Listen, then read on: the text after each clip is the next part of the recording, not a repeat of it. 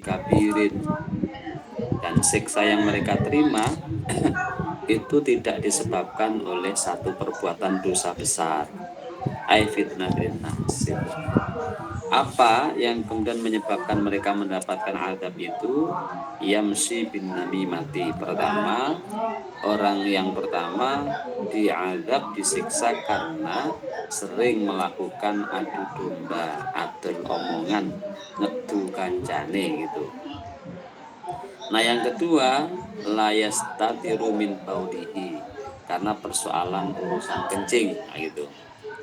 Makanya kemudian saya sampaikan kemarin, kita harus hati-hati ketika kencing, pastikan betul telah tertunaikan, tertuntaskan setuntas-tuntasnya, sehingga tidak punya potensi keluarnya air kencing susulan. Karena kalau nanti keluar air susulannya, berarti wudhunya batal, pakaiannya najis, tinggi sholatnya tidak sah gitu. Nah, melihat menceritakan itu bahwa yang di makom sedang disiksa, maka Rasul kemudian berdoa. Nah, cara doanya unik. Apa itu? Bi'asi bin Rutbin fasyaqahu isnaini. Mengambil pelepah kurma dibelah jadi dua. Faghorasa ala hadha wahidan wa ala hadha wahidan. Kedua sisi dari pelepah kurma yang telah dibelah tadi itu ditancapkan di makom yang pertama dan makom yang kedua. Seraya berdoa, la'allahu yukhaffafu anhuma malam yaibasa.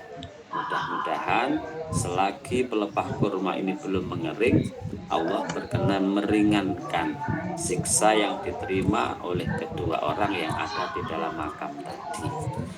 Nah itu. Nah ini yang kedua ini seringkali dijadikan sebagai i'tibar ya, landasan hukum berkaitan dengan tradisi kita. Kalau memakamkan seseorang, kemudian di atas pusaranya itu ditanam semacam tanaman, ya bisa kamboja, bisa puring atau apa gitu ya. Orang bertanya, apa ada dasarnya? Ini dasarnya.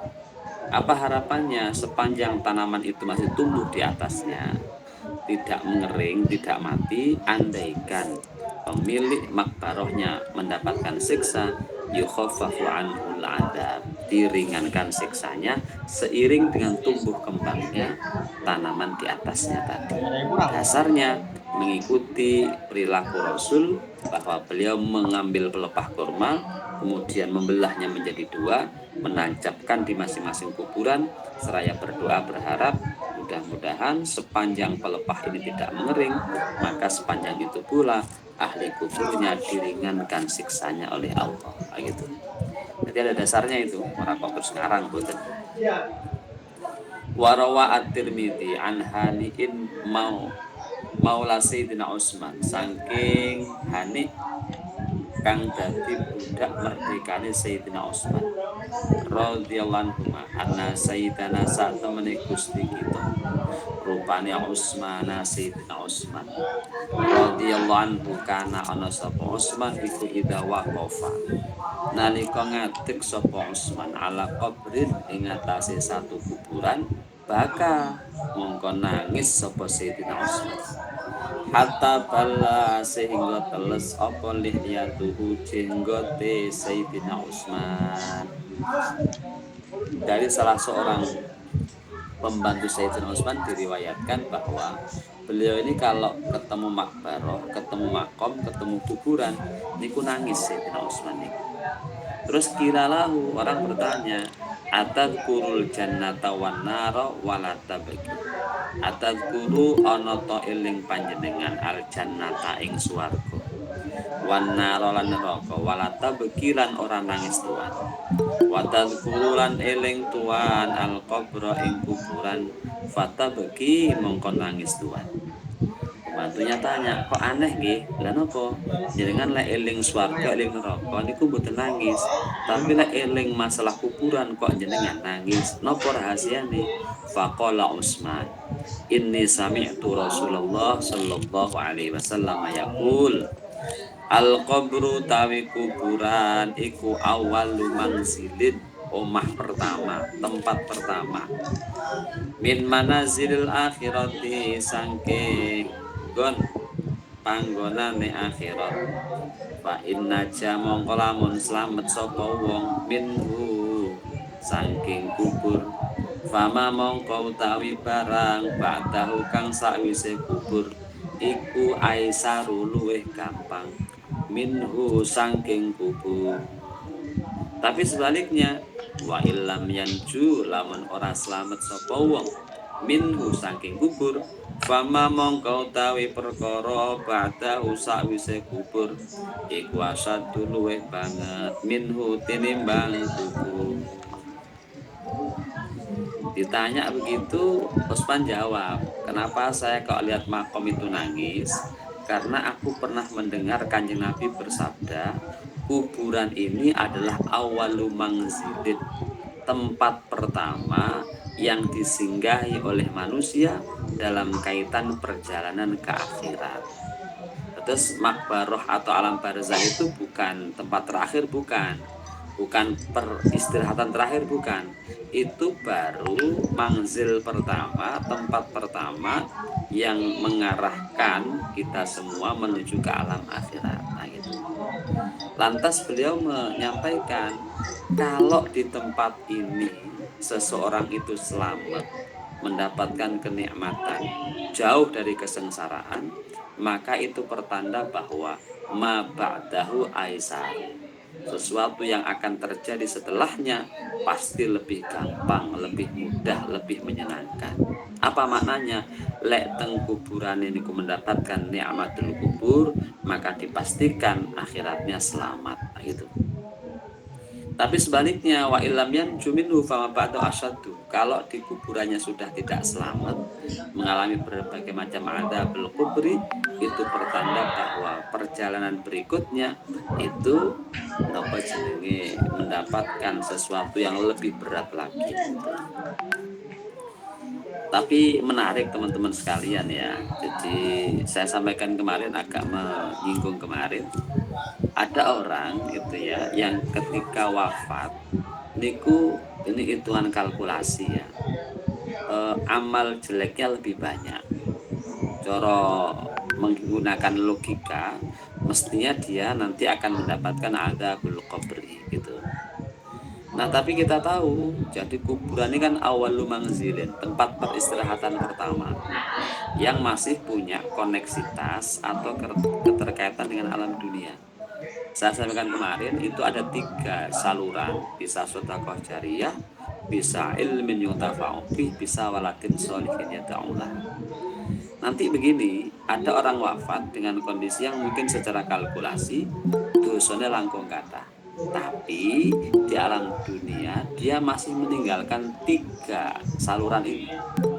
Baik itu mungkin dia tahu sedekah jariyah, kemudian atau mungkin ilmin yang mungkin angel ya, karena mungkin ilmin tafaubi, atau mungkin waladin sholihin yad'ulah gitu. Maka sepanjang 3 item tadi itu masih terpakai secara fungsional, maka sepanjang itu pula orang yang punya jasa terkait dengan 3 tadi mendapatkan bagian ganjaran. Artinya apa? Meskipun saat wafat mungkin dosanya langkung kathah, tapi sembari menunggu, karena awal mangzil tadi kan terminal pertama, ngenteni bukaan akhirat yang sesungguhnya, dia ngenteni, maka 3 potensi amaliyah tadi itu bisa menambah pundi-pundi ganjaran, hingga bisa jadi hasil akhirnya kemudian ganjarannya langkung kathah tinimbang dosane, krono disupport dengan 3 yang dia tinggalkan, sedekah jariyah, ilmu yuntafa'u bih, awaladin sholihin yad'ulah. Jadi beberapa kisah itu menyebutkan di antara yang kemudian mustajabah niku doaul walad liwalidayhi, dungone anak kepada orang tuanya yang telah wafat atau tiada. Itu termaktub dalam hadis tadi, waladin sholihin yad'ulah. Niku ketok enteng, ala wong dongakne apa abote gitu ya. Ya kalau sekedar doanya iya, tapi kesadarannya tidak setiap kita loh itu kemudian masih memiliki kesadaran transenden untuk kemudian ndongake wong tuane, apalagi ketika kita pada posisi sudah menjadi orang tua gitu. Seringkali kita memposisikan diri itu dengan relasi bahwa kita orang tua, terus di bawah kita adalah anak-anak kita. Ngarep-ngarep dongone dek, anak-anak tadi itu. Sementara kita lupa bahwa kita ini kalau diurut dengan atas kita, orang tua kita, selamanya tetap anak. Maka tetap punya kewajiban addu'a lahum, dongake mereka. Meskipun kita sebutannya wis dadi wong tua. Karena kalau diukur dengan orang tua kita tetap anak statusnya gitu. Maka doakan. Doakan. Seneng niku. Seneng niku seneng. Jadi sing dinteni niku. Lah karo ngenteni, lah kiamate kan sik suwi. Lah karo ngenteni niku nglumpukke pundi-pundi ganjaran, salah satunya lewat waladin sholihin yad'ulah gitu. Niku nggih. Wa sami'tu lan krungu sapa ingsun ing Kanjeng Nabi yaqulu dawuh Kanjeng Nabi. Ma ra'aitu mangdoron qattu illal qabru aqta'u min. Ma ra'aitu ra ningali sapa ingsun mangdoron ing napa tempat penantian qattu kang luweh mesti illa wal qabru kejaba ta kuburan iku aqta'u luweh mesti minhu saking mangdor. Jadi Utsman niku tasih menyambung satu hadis tadi bahwa tempat penantian yang paling pasti itu adalah kuburan ya, atau kematian. Kita tentu sak bodho-bodhone wong itu mesti ngerti bahwa bakal arep mati, bakal arep mlebu kuburan sak bodho-bodhone wong. Nah, ketika itu terjadi dalam arti kita yakini, maka mestinya kemudian kita siapkan. Karena itu sesuatu yang pasti. Selain itu kan nggak pasti. Misalnya ada orang pegawai munggah pangkat ya orang mesti. Wong megawe sugih ya orang mesti. Wong bebojoan bahagia ya orang mesti gitu ya. Maka tidak boleh hal-hal yang tidak pasti itu kemudian melalaikan kita dari sesuatu yang pasti. Kan teorinya begitu. Yang absolut itu apa? Yang relatif itu apa? Jangan sampai kemudian yang relatif mengaburkan yang absolut. Sing absolut kelalen goro-goro ngurusi yang relatif itu. Bukan berarti kemudian menafikan dunia, menafikan juga bukan. Tetapi dunia dan segala macam yang berkaitan dengannya jangan sampai melalaikan kita kepada satu penantian hakiki, yakni kematian dan alam barzah gitu. Ziyadatun rawa Ibnu Majah nahwahu wa kana ana sapa Utsman radhiyallahu anhu idza ra'a nalika ningali sapa Utsman yang zilunahu nurunake sapa wong ing ahad al qabra ing kuburan angsada mongko nembang maca syair wa in tanju minha tanju min di'adimatin wa illa fa innila ikhaluka najia fa in tanju mongko lamun slamet sapa wong minha saking napa kuburan tanju mongko slamet sapa wong min di'azimatin saking perkara kang luwih gedhe wa illa laun ora tanju fa inni mongko sak temen ingsun iku la ikhulka ora napa yakinake sapa ingsun ing sira najian ingkang slamet. Kuburan itu kalau dia selamat di situ maka bisa dipastikan dia akan selamat di etape selanjutnya, di tahapan-tahapan selanjutnya. Tapi nek teng riku pun boten selamat, maka menjadi kecil kemungkinan dia akan selamat pada tahapan berikutnya. Maka kalau kita sering menyebutnya itu al-kubur raudhatun min riyadil jinan atau sebaliknya hufratun min hufarin niron gitu. Warawa Ibnu Majah an Anasin anil Barra bin Azib radhiyallahu anhu qala kunna ana sapa kita iku ma'an Nabi sertane Kanjeng Nabi sallallahu alaihi wasallam fi janazatin ing dalam siji janazah fajalasa mongko lungguh sapa Kanjeng Nabi ala syafiril qabri ing atase pinggirane kuburan wa bakalan nangis sapa Kanjeng Nabi wa abka lan gawe tangis sapa Kanjeng Nabi. Kanjeng Nabi nangis lintune nderek nangis hatta balla sehingga neles-nelesi asara ing tanah. Wa qala Kanjeng Nabi ikhwani dulur-dulur ingsun limisli hadza maring padane ikilah wong faidu mongko cawis-cawis sira kabeh. Kanjeng Nabi ketika menyaksikan jenazah niku beliau kemudian duduk di atas makbaroh nangis. Yang ditangisi bukan kepergian jenazahnya, bukan, tetapi satu kesadaran bahwa kita pun kelak akan seperti ini. Lantas bagaimana? Fa'aidu, siapkanlah dengan sebaik-baiknya. Cawis-cawis sosiro itu. Qala Syekh rawara Abu Bukhari wa Muslim wa Abu Dawud wa Nasa'i annahu sa'tamani kanjeng Nabi sallallahu alaihi wasallam. Iku innal abd iku qala dawuh kanjeng Nabi innal abda sa'tamani kawula. Idza wudi'a nalika wis den saleh sapa abd fi qabrihi ing dalam kuburane abd. Wa tawalla lan mengu utawa bali anu saking abd sapa ashabuhu kanca-kancane abd. Layas mau mongko yekti krungu sapa abet khafqa qara'yuni alihim ing swara tracake sendale ashab.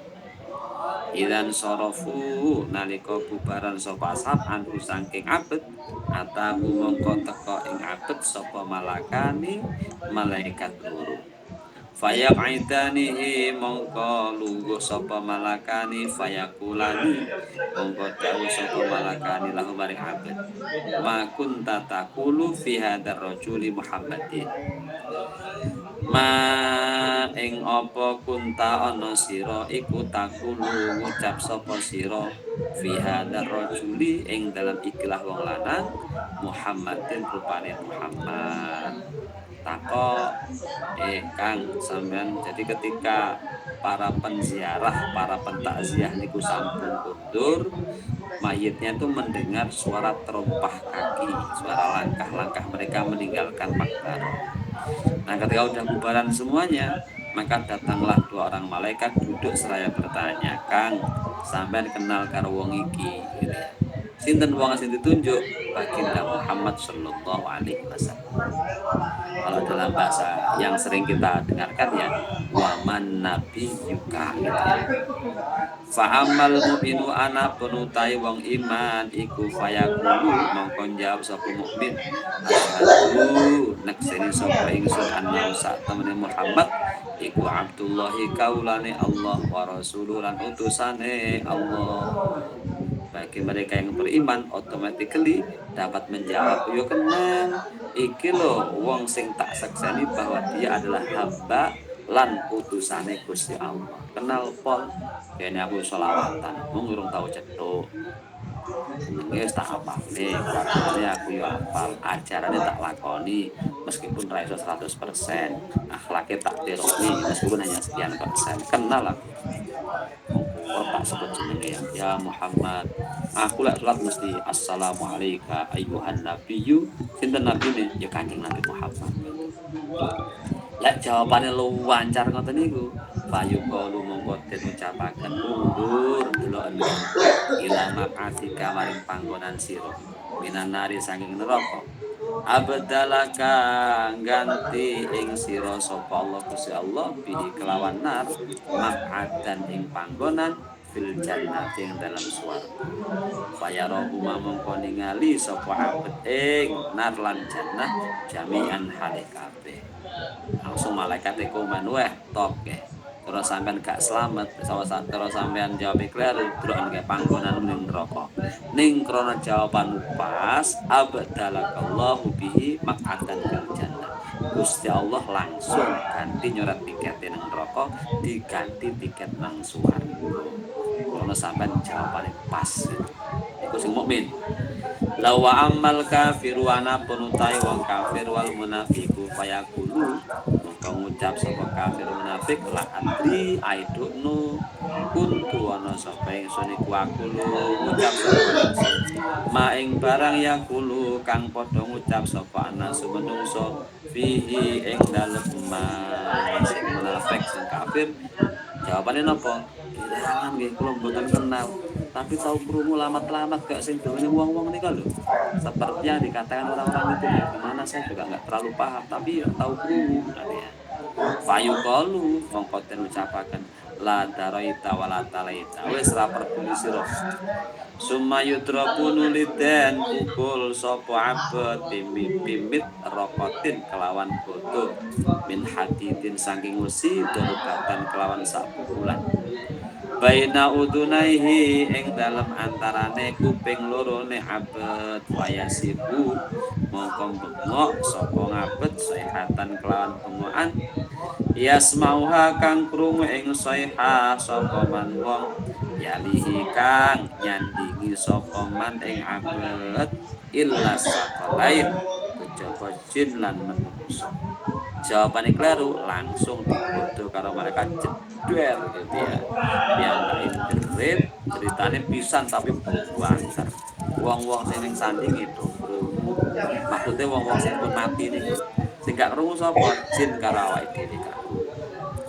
Maka dalam beberapa riwayat disebutkan makbaroh itu nun sewu kalau yang muslim itu secara hukum mestinya dipisahkan dengan yang non muslim. Kenapa? Ngolek koncone dihukum krono gak ngerti ni wau kiwa tengene kesalahan. Ya gak dihukum tapi kan melok dredeg. Krono yasmau mani. Makanya kemudian sebaliknya kita ini seneng kalau dimakamkan dekat dengan orang-orang soleh. Nyapa senajan mungkin orang di derajat kados tiyang soleh niku wau ning kesababan hawa-hawa. Padha kali tetangga niku lho tetanggan karo wong sing elek niku ya bolak-balik dredeg gitu. Lah nyapa ke polisi dia ngopo. Kita enggak urusan tapi kan ketoke kayak kesababan itu. Tanggan karo ngapik nggih ngoten, senajan gak bertamu ini dhewe, niku ndelok mobile ya seneng tamune apik-apik. Ya syukur-syukur engko terus dhek digawani apa dhewe cipratan gawane. Makanya kalau dulu kan kalau jenengan tingali itu para wali itu kan mesti di makbarahnya banyak yang dimakamkan di sekitar beliau. Secara apa namanya sosiologis mungkin itu bagian strategi ya, dan itu bukti bahwa mereka punya murid. Tapi secara ideologis, secara teologis memang mereka yang dimakamkan di situ itu nopo istilahnya melok gantung ya. Jadi tidak hanya di dunia dalam arti jadi murid, tapi sampai ke alam barzah. Guru oleh makam Mahmuda murid katut kesababan karena dimakamkan di dekatnya. Niki hadis ini wau ketika dipukul malaikat yasmauha man yalihi illa saqalain. Tonggo kiwa tengene krungu ceritane wong sing lagi disiksa karo malaikat kalau wau. Tonggone melok dredeg. Wa hadzal hadisu tawi kila hadis iku yusbitu netepaken sayan ing suci akhara kang wedi. Ghaira maksud tarjamati saliyane maksude kang tintur. Wa huwa utawi ghair iku soalul qabri ana ne pitakon kubur. Hadis ini dalam makna yang lain, makna pertamanya kan menjelaskan adanya nikmatun au adzabul qabri. Tapi di sisi lain kemudian secara langsung, secara tidak langsung ya, itu juga menyebutkan bahwa di alam barzah niku wonten sualul qabri, ada pertanyaan kubur gitu. Dia balik man rabbuka gitu dan seterusnya. Wa waradalan ketutur fi ahadits ukhra dalam pira-pira hadis ukhra kang meneh. As-su'alu utawi pitakon an rabbina saking masalah pangeran kita azza wa jalla wa dinina lan agama kita ziyadatan krono tambahan an su'ali saking pertanyaan an nabiyina saking nabi kita. Dalam beberapa hadis yang lain disebutkan mengenai soal qabri ini yang ditanyakan bukan hanya mengenai man nabiyuka tapi juga man rabbuka wa man dinuka. Jadi terkait erat sini gua kan kena atadri hadar rojul ay Muhammadin itu tentang kanjeng Nabi. Tapi dalam hadis yang lain dilengkapi pertanyaan tentang Tuhan, pertanyaan tentang agama. Wa hadza su'alu tawikilah pitakon wa fitnatul qabri yaiku fitnah kubur alladzi fihi kang dawu kang alladzi fi kang iku ing dalam fidatul qabri yaqulu dawu sapa Allah Gusti Allah yusabitun netepake sapa Allah Gusti Allah alladzina ing wong akeh amanu kang padha iman sapa alladzin bil qauli kelawan ucapan asabiti kang tetep bil hayati dunya yang dalam urip ing dalam dunya wa fil akhirati lan ing dalam akhirat wa yudhillu lan nyasarake sapa Allah Gusti Allah az-zalimina ing wong kang zalim kabeh wa yaf'alu lan agawe sapa Allah ma ing barang yasa'u kang ngersakake sapa Allah. Berkaitan dengan soal qabri di wau, Allah memberikan satu penegasan dalam Al-Qur'an, yusabbitullahu alladziina amanu bil qawli tsabit fil hayatid dunya. Tiang-tiang sing pun biasa melafatkan kalimat-kalimat thayyibah. Wong sing kalau bahasa kita yang menancapkan dalam hatinya yusabbit ya, menancapkan dalam hatinya kalimat thayyibah itu kelak ketika mendapatkan soalul qabri gampang jawab. Karena napa? Yusabbitullahu alladziina amanu. Allah sing pun nancepke teng atine piyambake sehingga otomatis sakit jawab itu. Jadi ini makanya kemudian kita membiasakan diri melafalkan kalimat-kalimat thayyibah, menjaga iman kita, kemudian melakukan ibadah dengan sekuat tenaga dalam rangka apa? Ben yusabbitullahu alladziina amanu.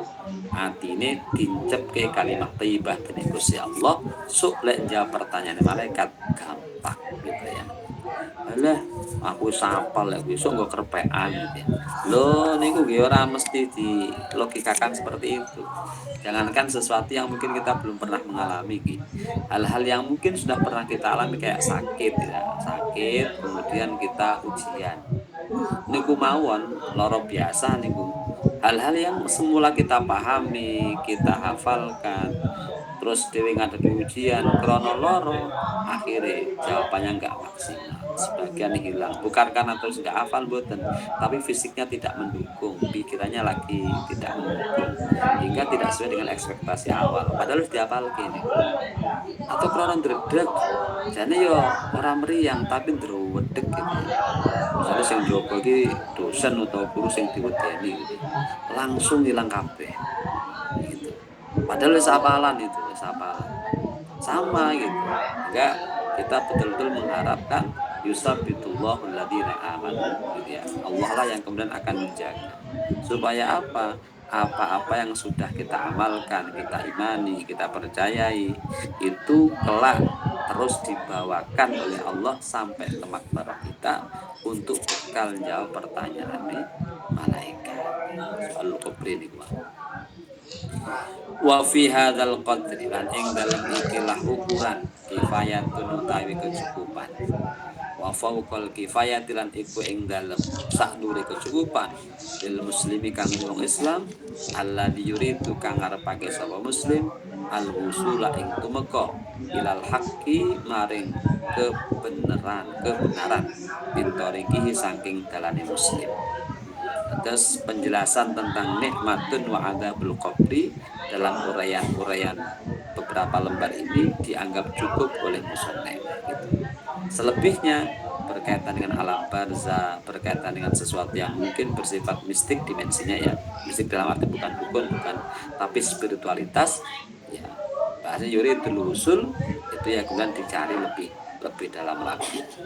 Ini pemaparan beliau sebatas menghantarkan pada satu konsepsi dalil mengenai adanya nikmatul qabri wa adzabul qabri yang dua-duanya didasarkan atas informasi yang valid baik dari Quran maupun Sunnah. Apa kesimpulannya? Wonten siksa kubur, wonten nikmat kubur. Muga dhewe termasuk kelompok sing pikantuk nikmatul qabri. Amin Allahumma amin. Wallahul muwaffiq ila kulli aqwamit thoriq. Fa nas'alullaha husnat taufiq wal hidayati wal afiyah wa husnal khatimah. Amin ya rabbal alamin. Makaten, terima kasih kajian kita malam ini. Mudah-mudahan ada manfaatnya, mengingatkan pribadi dan kita semuanya. Yo, itu kita cawe-cawe siap-siap. Nggih, ya. Banyak yang kita siapkan. Muga-muga satu di antara persiapan kita yang masih bisa kita lakukan hari ini ya, sedekah jariyah, ilmin yuntafa'u bi, waladin sholihin yad'ulah. Hingga pada saatnya kita dipanggil dening Allah, umpama niki kok dosane luwih kathah, cik duwe harapan krana ninggali 3 rekening di alam dunia, baik lewat sedekah jariyah atau ilmu yang diajarkan yang dimanfaatkan maupun lewat waladin sholihin yad'u. Ya, Amin. amin, amin, amin, amin. Terima kasih. Waalaikumsalam. Assalamualaikum warahmatullahi wabarakatuh. Waalaikumsalam warahmatullahi wabarakatuh.